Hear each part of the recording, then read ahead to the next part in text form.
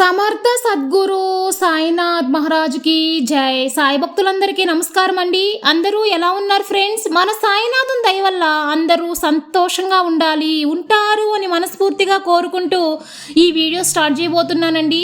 ఇక ఈరోజు వీడియోలోకి వెళ్ళబోయే ముందు అందరికీ రథసప్తమి శుభాకాంక్షలు అండి. బాబా గారి ఆశీస్సులు ప్రతి ఒక్కరికి అందాలి, వాళ్ళ కోరికలు నెరవేరాలి, అందరూ సిరి సంపదలతో ఆరోగ్యాలతో ఆరోగ్యంగా ఉండాలి అని మనస్ఫూర్తిగా కోరుకుంటూ ఈ రోజు వీడియో స్టార్ట్ చేయబోతున్నానండి. ఇక ఈ రోజు వీడియోలో మనం చూడబోయేది ఏంటంటే, బాబా గారు మనకు 5 సందర్భాలలో మౌనంగా ఉండమని చెప్తున్నారు. అసలు ఎందువల్ల మౌనంగా ఉండాలి, ఈ విషయాలన్నీ తెలుసుకోవాలంటే బాబా గారి సందేశంలో చూద్దామండి. బాబా గారి మాటల్లోనే విన్నామా? బాబా గారు ఏం చెప్తున్నారంటే, ఒక ఉదాహరణకి ఒక ఊరిలో రాఘవ అనే వ్యక్తి ఉంటారండి. రాఘవ అనే వ్యక్తికి భార్య, 2 పిల్లలు, చక్కగా అమ్మ నాన్న అందరూ కలిసికట్టుగా కుటుంబం ఉంటుంది. వాళ్ళందరిది జీవనాధారానికి సరిపడినంత సదుపాయాలు, డబ్బు, వాళ్ళకి మంచి ఇల్లు, ఎటువంటి కొరత లేదు ఈ ఫ్యామిలీకి అనే ఒక జీవితం రాఘవది. బాగా సంపాదిస్తాడు, ఇంట్లో ఉంటాడు, బయట మంచి పేరు ఉంది. కానీ ఏదో అసంతృప్తి, అతనికి ఏదో అసంతృప్తి అనేది మనసులో అలజడి, ఏదో కొరత, ఆ తీరని కొరత అనేది మనసులో ఉండిపోతుంది. సంతోషం అనేది పెద్దగా లేదు. అలాగే కాలం గడిచిపోతూ ఉంది. ఒకరోజు ఆ ఊరి చివర ఒక ఆశ్రమం అనేది ఉంటుందండి. ఆ ఆశ్రమానికి తపస్సు చేసుకునే ముని అంటే ఋషి అక్కడికి వచ్చి ధ్యానం చేసుకుంటున్నారు అని తెలిసింది రాఘవకి. అప్పుడే ఇతనికి ఒక ఆలోచన వచ్చిందన్నమాట. ఓకే, మనం వెళ్ళి ఆ ఋషి దగ్గరికి, ఆ గురువు ధ్యానం పొందుంటాడు కాబట్టి మన ప్రాబ్లం అడుగుదామని చెప్పి నేరుగా ఆశ్రమానికి వెళ్తాడు.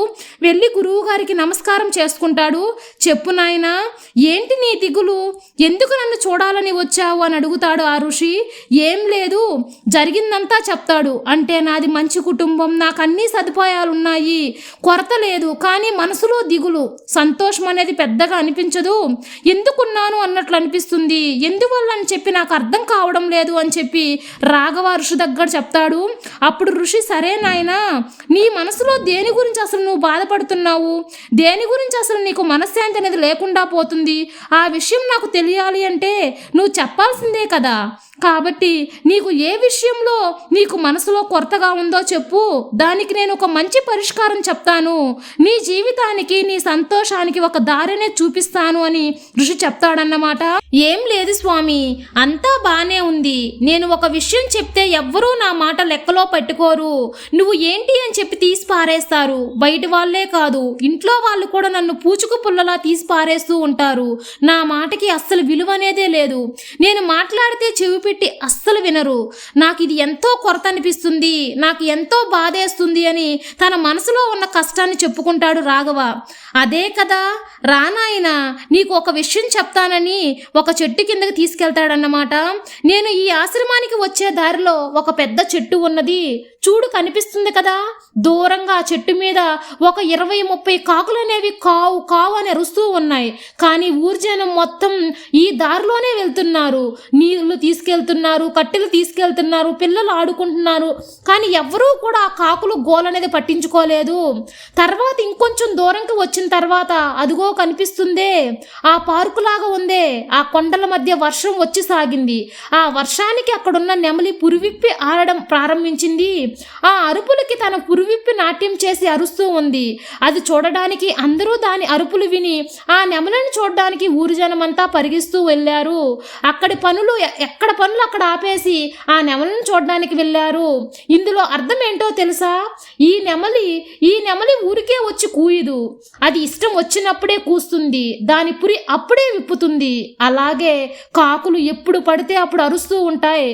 ఎందుకు అరుస్తున్నాయో గుంపులుగా అరుస్తూ ఉంటాయి, కానీ ఎవరూ పట్టించుకొని దానికి విలువ ఇవ్వరు. నీకు ఇప్పుడే దీనికి ఆసరనే దొరికింది కదా నాయన. ఏంటి అంటే, మనం ఎక్కడైతే మౌనంగా ఉంటామో, ఎక్కడైతే తక్కువగా మాట్లాడతామో, తక్కువగా మాట్లాడే వ్యక్తి ఒక మాట మాట్లాడాడు అంటే దానికి ఎంతో విలువ అనేది ఉంటుంది. ఈ ఒక్క విషయం గుర్తుపెట్టుకో, నీ జీవితం అనేది ఆనందంగా ఉంటుంది, నీకు గౌరవం, మర్యాద అనేవి పెరుగుతాయి అని ఋషి చెప్తాడు. అలాగా ఇంకొక 5 విషయాలు చెప్తాను నాయనా. ఎక్కడ ఏ సందర్భాలలో ఏ ప్రదేశాలలో నువ్వు మౌనంగా ఉండాలి, మౌనం అనేది 5 చోట్ల నువ్వు పాటిస్తే నీ జీవితం అందనంత ఎత్తుకు ఎదుగుతుంది, అందరూ మెచ్చుకునే ఎత్తుకు ఎదుగుతావు అని ఋషి చెప్తాడు. సరే చెప్పండి స్వామి అని చెప్పి రాఘవ కూడా మంచిగా శ్రద్ధగా వింటాడన్నమాట. అందులో మొదటిది, ఒక విషయం గురించి నీకు తెలియదు అన్నప్పుడు తెలియని విషయం దగ్గర నువ్వు అస్సలు మాట్లాడవద్దు. అక్కడ నువ్వు మౌనం వహించడమే ఉత్తమం. ఉదాహరణకి ఒక వ్యక్తికి ఆరోగ్యం సరిగా లేకుండా అతనికి బాధ అనేది నీతో చెప్తున్నప్పుడు ఆ బాధ ఏంటి అని చెప్పి నువ్వు చెవి నిండా విను, అక్కడ మౌనం పాటించాలి. అలా కాదని నీకు తెలిసి తెలియని వైద్యం అనేది అతనికి చెప్పవద్దు. ఎందువల్లంటే అతను ఆల్రెడీ బాగా చూపించుకొని అన్ని వైద్యాలు చేపించుకొని తీరని అతని బాధ నీతో చెప్పుకున్నాడు. అలాంటి దగ్గర నువ్వు మౌనంగా ఉండి అతను చెప్పేది నువ్వు విన్నావంటే అతని దృష్టిలో నువ్వు గొప్పవాడి అవుతావు. అతనికి కావాల్సింది మాట ఆరుదల. ఆ ఆరుదల నువ్వు ఇవ్వగలిగితే నువ్వు అతని దృష్టిలో గొప్పవాడి అవుతావు. అలాగే రెండవది, తిండి దగ్గర ఎప్పుడూ కూడా తిండి దగ్గర తినేటప్పుడు నువ్వు మౌనంగా ఉండాలి.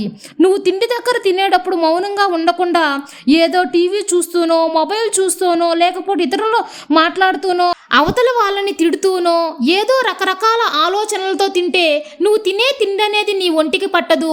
నీ ఆరోగ్యం బాగుంటేనే కదా నువ్వు ఏదైనా సరే సాధించగలవు. కాబట్టి తిండి మనసు పెట్టి తిను.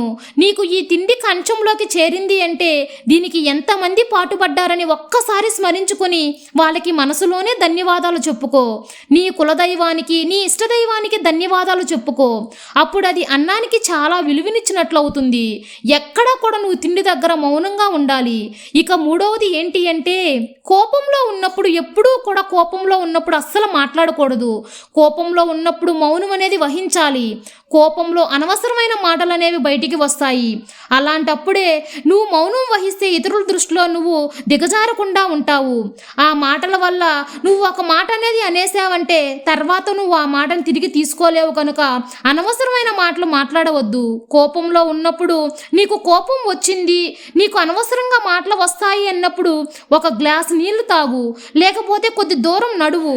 ఏదో ఒకటి ఒంటికి వ్యాయామం అనేది చేస్తే ఆ కోపం అనేది తగ్గిపోయాక తర్వాత నీకు ఆలోచించే శక్తి అనేది వస్తుంది. అందువల్ల కోపంతో ఉండేటప్పుడు ఎప్పుడూ కూడా మాట్లాడవద్దు. అలాగే నాలుగోది ఏంటి అంటే, నలుగురు కూర్చొని మాట్లాడేటప్పుడు కూడా మౌనంగా ఉండు. నలుగురు మాట్లాడేటప్పుడు ఒక వ్యక్తి ఒక విషయం గురించి చెప్తుండేటప్పుడు నువ్వు అడ్డుపడి నువ్వు ఏదేదో మాట్లాడితే వాళ్ళకి చాలా కోపం వస్తుంది. వాళ్ళు చెప్పేది నువ్వు వినలేదని చెప్పి కూడా బాధపడతారు. అలాంటప్పుడు నీకు స్నేహబంధం బంధుత్వం ఇలాంటివన్నీ కూడా నీకు దూరమయ్యి మనస్పర్ధలు వచ్చేదానికి ఎంతో అవకాశం ఉంటుంది. అలాగే ఐదవది, ఇక ఆఖరిది, తగువులు ఎక్కడైతే తగాదాలు జరుగుతూ ఉంటాయో ఆ తగాదాల దగ్గర నువ్వు దూరంగా ఉండు, మౌనంగా ఉండు. ఇద్దరు వ్యక్తులు గొడవేసుకునేటప్పుడు నువ్వు మధ్యలోకి వెళ్ళి మాట్లాడావంటే వాళ్ళు కోపంలో ఉండేటప్పుడు నువ్వు ఎంత మంచి అడ్వైజ్ ఇచ్చినా వాళ్ళు తీసుకునే పరిస్థితుల్లో ఉండరు. కాబట్టి వాళ్ళు తగాదాలంతా అయిపోయాక తర్వాత నువ్వు మాట్లాడితే నువ్వు చెప్పే మంచి వాళ్ళకి అర్థమై సరిచేసుకుంటారు. అంతేకాని ఎప్పుడూ కూడా నువ్వు గొడవ మధ్యలోకి వెళితే నీకే ఆపద వస్తుంది. ఈ 5 ప్రదేశాలలో ఈ 5 సందర్భాలలో నువ్వు మౌనం వహించడం అతి ముఖ్యమని గురూజీ మన రాఘవుకు చెప్తాడు. రాఘవు కూడా నా కళ్ళు తెరుచుకున్నాయి, నేను ఇంకా ఎక్కువగా మౌనంగా ఉంటాను, మౌనంగా ఉండడానికి ప్రయత్నిస్తాను, ధన్యవాదాలు గురూజీ అని చెప్పి గురువు దగ్గర నమస్కారం చేసుకొని సెలవు తీసుకొని వెళ్తాడన్నమాట. మనలో కూడా ఫ్రెండ్స్, మనం కూడా ఈ 5 విషయాల్లో మౌనం అనేది పాటించాలి. మనకి కోపం వచ్చినా ఎప్పుడైనా సరే కోపంలో అనవసరంగా మాట్లాడకూడదు కదా. కాబట్టి మనం కూడా 5 విషయాల్లో మౌనంగా ఉండి మన జీవితాన్ని మన కంట్రోల్లో ఉంచుకుందాం. అదండి ఈరోజు వీడియో. ఈ వీడియో కూడా మీ అందరికీ బాగా నచ్చుతుంది, మంచి యూస్ఫుల్ అవుతుంది అని అనుకుంటున్నాను. నచ్చినట్లయితే ఒక లైక్ చేయండి, మరికొందరు సాయి భక్తులకు షేర్ చేయండి, కొత్తగా చూసేవా సబ్స్క్రైబ్ చేసుకోండి, బెల్ ఐకాన్ యాక్టివేట్ చేయండి అండి. నేను ఎప్పుడు కొత్త వీడియో పెట్టినా మీ వరకు వచ్చేస్తుంది. మరొక మంచి వీడియోతో మళ్ళీ కలుద్దాం. అంతవరకు సెలవు. సర్వే జన సుఖినో భవంతు. జై సాయిరామ్.